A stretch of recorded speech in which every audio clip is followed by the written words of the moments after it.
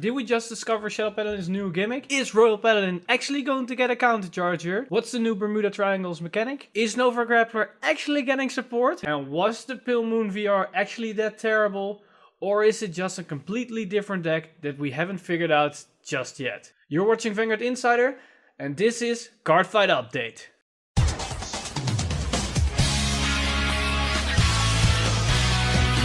Stand up! Vanguard! Hey Cardfighters, welcome back to another update video, and today we've got some immense amount of news to cover, as you clearly seen in the intro of this video. And besides the stream reveals that we got in today's live stream, there were also two new Shadow Paladin cards revealed overnight for the people in Europe as myself. And I also want to cover those cards as they highlighted some interesting things for Vanguard, so I'm also including them in this video. So there's a lot to go over, so instead of me giving the general talk about what's just happening in the stream and all the yada yada yada stuff, I'm gonna go right into the details and cover every single aspect of each and every card and news update that we got. So you guys are up to date and up to speed with everything concerning Vanguard and whatnot. So let's jump right into all of these things. The first one I want to talk about is Blackwing Swordbreaker, and we are quite familiar with this card during the Luard era with all the Swordbreakers retire memes, and it's probably going to be the same in this case. But she's an interesting grade 1 with the 5k power mark. So she works with the new mechanic that we got with the main that can search it out. Also, we have the other grade 1 promo that's a 5k. And we have the grade 2 Dark Bond Trumpeter that can also call it out and also triggers her effect by gaining more power. And what's interesting about this one is that it basically on plays counter plus 1 draw a card. So it's as strong as the draw engine that you got in Oracle Think Tank. But it can also generate more power, so it becomes a 10k booster if it was played from hand.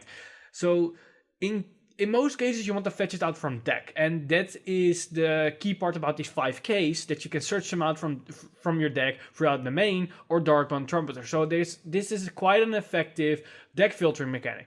Only the downside to these cards is the fact that if you draw them on hand, they are pretty weak cards. They are not offensive tools. They are just easy sacrifice tools, sacrifice pieces for your grade 3s for that matter, or even some grade 2s that also sacrifice stuff. So the fact that you can draw them is very negative about these cards.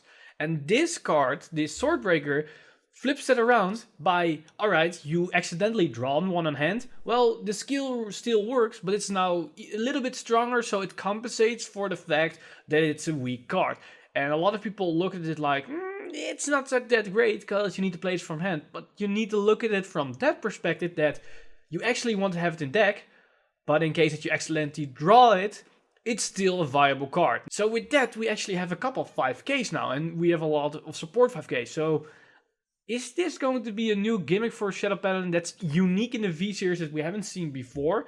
Because Bushwood is trying to make every deck unique, and this is very interesting in my opinion. And I'm very curious what they're going to take this even further with future support. So I'm looking forward to other cards and other grade 1s and maybe even grade 2s that work with this mechanic. But we got another interesting grade 2 for Shadow Paladin, and this is the reason why I talked about the Royal Paladin Counter Charger. You can also say it's for Murukuma and all the other decks that didn't get any Counter Charger, because I'm talking about Witch of Fertility Nenes. And yeah, you can see it. It's a 7k grade 2, so Shadow Paladin with their low power values. The grade 1s I can expect from the 5ks, but alright, 7k grade 2.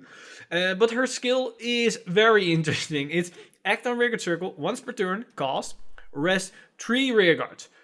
For those smart people among us like, oh, I can rest 3 of my opponents. No, it's a cost, and cost means that you need to pay with your own resources. So it's your own rearguards.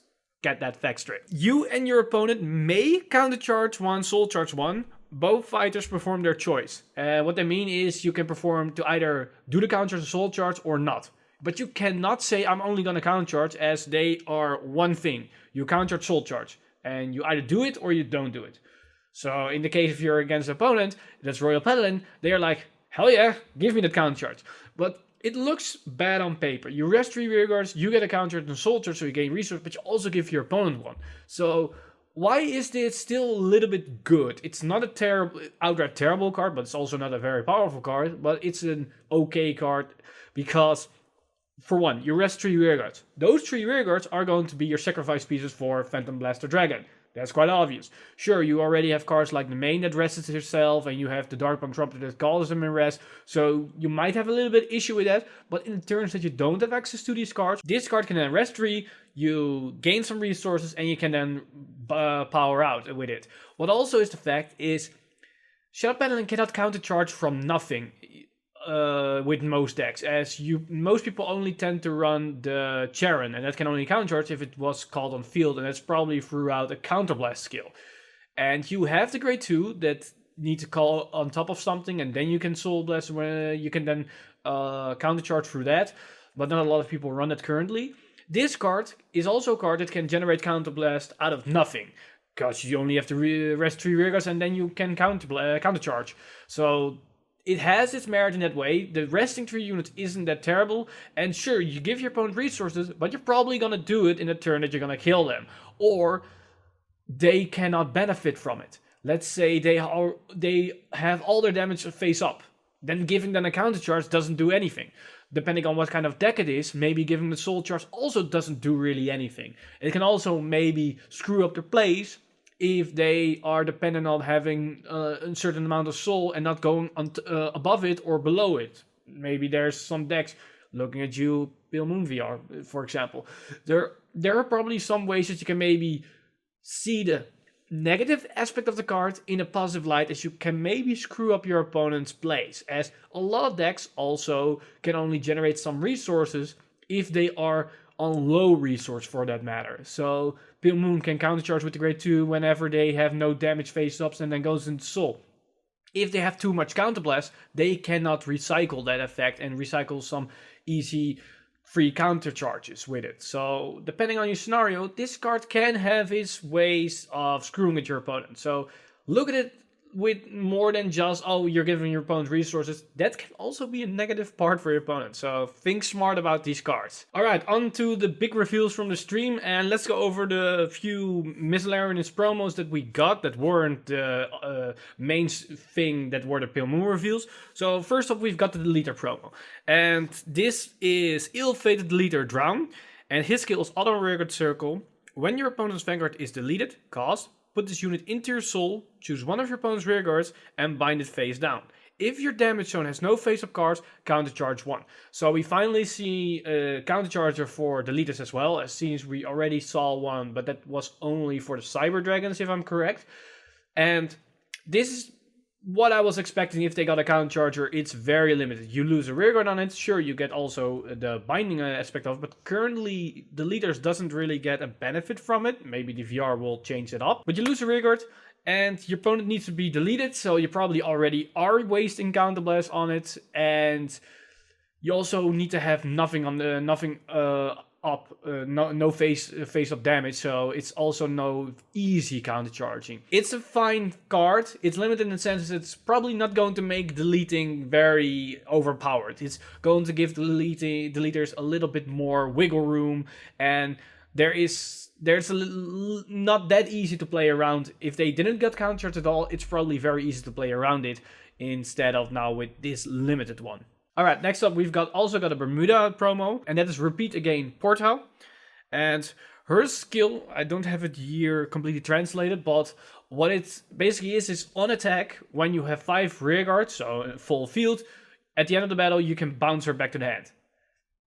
So, depending if this promo is going to be anywhere near the ballpark of what the other Bermuda Triangle cards are going to do, it's going to look like Bermuda Triangle is going back to bouncing again. And that's very interesting, as seen as a lot of clans are going a different route with the V-Series, and currently it's looking that Bermuda is going to stick to their guns and keep bouncing back. And I'm all fine with that. And with the Force Clan mechanic, that can be very powerful, as they can also call units back to the field and attack once again. And it's probably not that unheard of, as soon as we already have a multi-attacking Protect Clan in the form of Nubatama.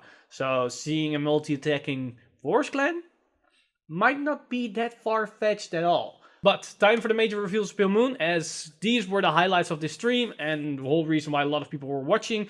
And so let's analyze these cards really quickly and see how they might interact with the current build. So first off, we've got the grade 2 that was revealed, and that is Dancing Princess of the Night Sky. She has 2 skills, and her first skill is Auto on Vanguard and Rearguard Circle. When placed from hand, cost Counterblast 1, Soul Blast 1, and call a card from your soul to the Rearguard Circle. So basically another card. We have seen this with a lot of these new cards in the set that are called from hand and then do something. And that doesn't really tie in well with the current support wave that we got, as seen as a lot of multi-attacking from the soul, and these do not trigger those effects. So it's very interesting where it goes, but it has a neat interaction with Starting Presenter. As Starting Presenter, when you rode upon it, you put a card from your hand into the soul, then soul charge 1 and call something out. That just got soul charge. And this card, then you can then activate Soul Blast, Counterblast, and you can then call card from the soul. So you can basically call the card that you just put into the soul. So if you just put in an Alice, you can call it an Alice with this card. So it has some neat interaction when you ride it upon Starting Presenter, and that can be really, really great in some scenarios. But although she doesn't really combo well with cards from your soul by calling things out and back into it, she does have the second skill from the Rearguard Circle that when she's called from the soul, this unit gets power plus 3k until the end of the turn. So she turned into a 12k attacker on her own, and together with Golden Beast Tamer skills, it becomes a 15k, and 15 plus 8 is 23, so that's a great number on the Rearguard Circle. And most Rearguard, the columns besides your Vanguard on the Pale Moon Axel deck, don't really hit high well. They usually tend to hit between 17 and 22. With this, you can make a 23k column, and that's a really neat number, as seen as then a damage trigger against force isn't the end of your combos. So in that, it has some neat interactions with what we got. And the whole Starting Presenter combo, when you rode upon it, can be really dangerous in the early game if you have an excess of grade 3s, and then you can pop out the Alice and then go nuts on your grade 2 turn. So in that, it can be a very interesting card, but it depends on how it's going to be played with the rest of the deck. The other card that we got was Trickster Assistant, and this is grade 3 without a marker. And her skill is Auto on Vanguard to Rearguard Circle. When placed, cost Counterblast 1, choose one of your and your opponent's rearguards and put it into the soul. So one of your and one of your opponents goes into the soul. If 2 cards were put, this unit gets power plus 10k until the end of turn. So it becomes a 22k Vanguard attacker or a 22k rearguard attacker, and your opponent just went -1 on their field. So if you put an interceptor, that's now gone. They get a soul, so depending on what kind of deck you're playing, that can be a little bit dangerous, but in most cases probably still a little bit on the upside for you. You also get a unit in your soul, and depending on what you put into it, it might even chain off some combos. So let's say you put in something like Purple to Pieces, and then you can go off from that bat and keep chaining. And also, don't forget, it states when placed, not when placed from hand. So it can also be used from the soul, so there are some interactions with it. And her second skill is very similar to what we've seen in Narukami with Destonic Stinger Dragon. And that's Auto, when rode upon, you may call this card from your soul. So immediately when you ride upon it, you can call it from the soul. The skills is very interesting, and I would have tried it right away if it wasn't for the fact that she lacks an Axel Circle. And if she had that, you still had the extra Axel Circle. When you rode upon it, you have 2 Axel Circles to your disposal, and then you can go ham. And the whole thing that I found out with Pale Moon, the moment they get 2 Axel Circles, it becomes very dangerous, and you can overwhelm your opponent with a lot of powerful attacks. The fact that you are now losing 1 Axel Circle, and importantly your first one, might hurt it more than what the thing can dish out. Sure, when you put it in soul through any other means you don't ride it, it's fine. But then the whole reason of the first skill, of the second skill, is a little bit redundant, as you don't really want to ride it. So I'm really on the fence about this one. It looks really neat in paper with some interactions, as seen as she gets 10k. So on an Axel Circle, she is a 32k attacker that can also chain off some combos with something like a Purple to Pieces, for example. Although it costs a counterblast, but you're going to minus your opponent in rearguard, so that's also very handy if you don't kill them this turn, you have more defensive capabilities against their attack for next turn. So I think you're not going to play this card at all, but I think you can try it in some budget variants. But the fact that it lacks an Axel marker hurts it so much in a clan like Pale Moon that really need those markers. So I'm very disappointed for this card in that fact, sadly. But let's get to the big reveal of today's stream and the card that everyone was waiting for. And that was the VR, and that is none other than Gun Salute Dragon, End of Stage. And he has 2 skills. First one, Auto Vanguard Circle, once per turn. At the end of the battle that it attacked, if your soul has no cards, cost, plus 2 cards from your hand and all of your rearguards into the soul and stand this unit. So it's basically a restander when your soul is empty, then put basically your drive check cards into the soul, all your rearguards into the soul, and stand this thing. Not that great, but it's something.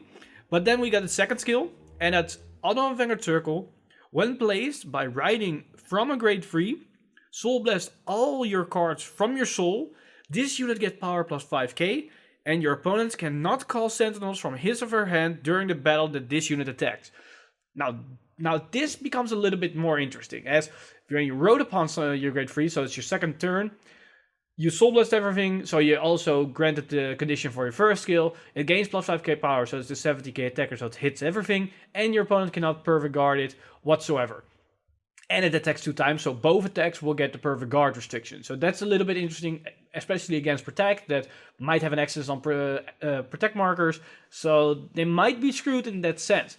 But still, it's only plus 5k, so it's only a 17k attacker, and you're dependent on getting triggers to make the second attack even more threatening, as soon as all your riggers go into the soul. So you have no booster for that.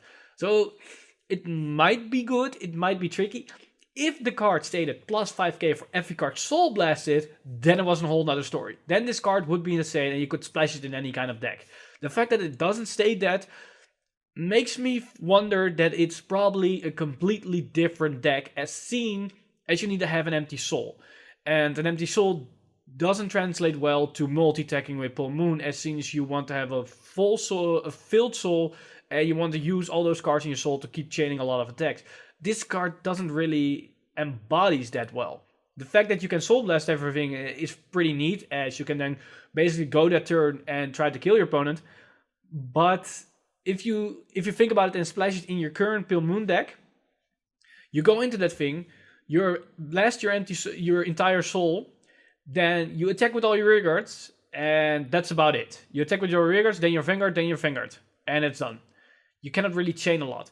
They showcase in the stream, and I think Bushiroad watched my videos, because the showcase of this card in the stream really looks familiar to one of my, when I do my deck profile combo videos that are like unlikely scenarios of cards in your hand and combos that goes off and like, look, this is very powerful. You probably get it 1% of all your matches, but it's very powerful. So I'm like, interesting that they showcase something like this. They've never done that in this grandiose way. But what they showcased is that if you combine this card with Purple Trapezes, then it can be a very threatening card, as you can power out the powerful attacks with something like Artilleryman. And Artilleryman looks really great with this card, to be honest. And you can get some powerful attacks out of it. Use Purple Trapezes on the field, boost everything, get about 5 attacks, as you're probably gonna ride upon something. And you get some multi-attacking going on, so you have 5 attacks, then your Vanguard attacks, everything goes into the soul, then you use Purple Trapezes skill to call back other rearguards, so your front row comes back once again, and then your Vanguard is restand, and then you attack once again with your Vanguard. You have 4 drive checks. You're probably not gonna multi-attack after that. It can, depending on what you have in your soul, as you also put 2 cards in your soul from your hand. So maybe you can put in an Alice, and then when you put everything into the soul, Purple Trapezes comes out, and the Alice Alice comes out of the soul with Purple Trapezes, and as soon as you now have more soul, you can use Alice skill to have some multi-attacking going on. So there is a little bit multi-attacking going on in the deck, but not in the same sense as we've seen with Golden Beast Tamer, as you probably don't want to use a lot of cards that use a soul as their cost, as soon as you're probably gonna waste your soul entirely. And this is where Artilleryman is very interesting, as Artilleryman allows you to even do this card's restand on turn 1, as when Artilleryman hits, you can say, well, I'm not going to pay the counterblast, so I'm going to soul blast everything. Then when you attack with the Vanguard, it effect will trigger as soon as you have no soul, so everything goes into the soul. So it's very interesting in the way that it functions, but I think you're not gonna splash it into your current Pale Moon deck. These unplaced grade 2s are looking very interesting with this card, and maybe for example, you're probably gonna run the Misdirection and this new grade 2 that all have these unplaced Vanguard skill that work very well with Starting Presenter. So Starting Presenter will obviously be an include. So you have your early game combo potential, and then you go into either Call Artilleryman to Soul Blast your entire soul when it hits, or you go into this thing and then attack with more higher numbers. And as soon as you're probably already overwhelmed with a lot of attacks early game, then going into a Vanguard that can attack twice and they cannot perfect guard that thing can be really detrimental, as soon as they probably didn't waste perfect guards on your multi-attacking, as they just want to use one card every turn. And it can be very dangerous, as soon as most of your grade 1s and 2s are probably going to be very similar to the new Golden Beast Tamer deck. So your opponent doesn't really know if you're running the Golden Beast Tamer deck or the end of stage deck. And depending on which one you are running, it's very important what kind of guard pattern you are going to use early game. If you didn't use your perfect guards early game, but guard a lot of attacks, you're going to be punished when an end of stage is coming out and you have 2 Vanguard attacks that you cannot guard with the Sentinel. In some cases, you can then lose the deck. And I think you're going to run more crits in the deck as well, as seen as crits on a Vanguard that doesn't allow you to have guard restrict is going to be very painful. And at the same time, if people are suspecting that you are using the end of stage deck and they're going to perfect guard your early game, but then it turns out that you're using Golden Beast Tamer, they can be screwed as soon as they force a lot of cards early on that was unnecessary, and now they're going to die to a lot of multi-attacking. So those 2 cards make it very interesting to have a more meta-analysis about the clan than the deck itself, if I'm now thinking about it more and more. And it makes it very interesting in that sense. So I'm very curious what you guys think about this card in comments. I think a lot of people aren't really that happy with the card, but if you look at it more in a meta mindset, it can be a very interesting card, and the way how the clan is going to be piloted from that point onward. But it wasn't the final review that we got in this live stream, as soon as they then dropped the new support booster that's coming after, I believe, after the Bermuda set, as that's extra booster 5. So we get the trial deck and then the extra set. Then we get the extra booster set 6, and that is the new set with my Sonic Blaster, or if I'm pronouncing that wrong, and Planetary Corpse, yada yada brand. I'm very bad with these names, but it's the Link Joker and the Royal Paladin support wave that everybody was waiting for, as soon as they teased the new Royal Paladin card in the trailer, and everybody knew about brand that has to be coming. But they also showcase that Kagero and Nova Grappler are going to get support in this set, and it's an extra booster / mini booster. As soon as there are not a lot of cards in this set, but they are 4 clans. Everyone's going to get a VR. There are 6 triple R's, so I think you should say that Royal Paladin is going to get 2 triple R's, and Link Joker is going to get 2 triple R's as soon as they are on the cover on the box. But as soon as they got more support lately, it's very likely that maybe they say, you know what, Nova Grappler and Kagero, you get to do 2 triple R's. But I'm very curious of what they're going to do, and I'm very excited about Nova Grappler and Kagero, as they didn't get support for quite some time, and especially Nova Grappler. Are we going to see Blau returning? I hope we do. I'm very excited. I'm really fan of the Blau engine and the Blau series, so I hope those are coming back. But let me know in the comments down below what you guys think of all these news and information and support that we got. As I stated, this was a long video and there were a lot of things to cover. So yeah, let me know in the comments down below and let the discussion going. I also want to note that when the live stream was over, not that long, I suddenly got an influx of personal messages of people asking me, what do you think of this new VR? What do you think of the Pale Moon? What do you think? And I'm very happy that you guys immediately come to me asking my opinion of how I think about these cards. And that was really awesome. And you guys can expect me basically do one of these videos in a couple hours after the live stream is over, as what I usually do is see the live stream, wait till the translations are done, and then look at these cards and look at older cards and see if there's a neat interaction. Am I overlooking something? And I try to be very honest about it. I don't want to have a judgmental opinion about the cards that I'm overexcited to see it's only good, or be very negative that it's only bad. As to be honest, when End of Stage was revealed, I was very negative about the cards. Like, nah, it's not really that good. But as you see in the video, my opinion isn't really that negative about the card, as I try to look at about all the direction that you can see of these cards, as I don't want to have my own opinion be swayed about these cards to convey the information of what these cards can represent for the game itself, as there are always going to be people are in the pro camp and in the negative camp of each card. So it's always going to happen. I want to be the person that's in the middle. But if you want my honest opinion, I think End of Stage isn't really that great, but it can be used in some neat interactions or as a very surprise card. I think that's going to be very dangerous as a surprise card that comes out of nowhere. It can be very strong. But that's about it for this video. And as always, guys, I'm Mr. Time Leap, and I see you guys in the next one.